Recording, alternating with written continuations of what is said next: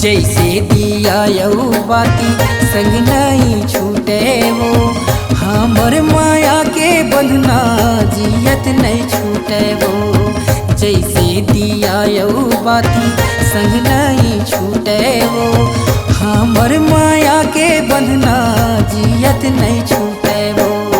हृदय के भीतरी मागोरी तही वो समाय, तुर बिना गोरी मोला वो कछु नहीं तो भाई, तुर बिना रानी मोला वो कछु नहीं तो भाई।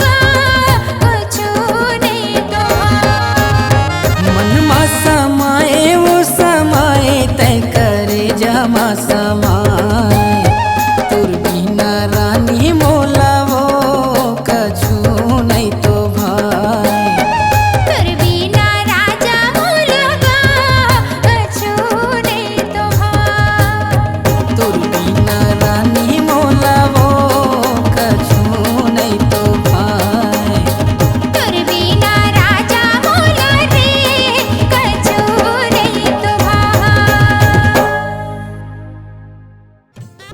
सुमधुर गीत संगीत के साथ डिजिटल रिकॉर्डिंग में अपनी आवाज को बनाइए अपनी पहचान।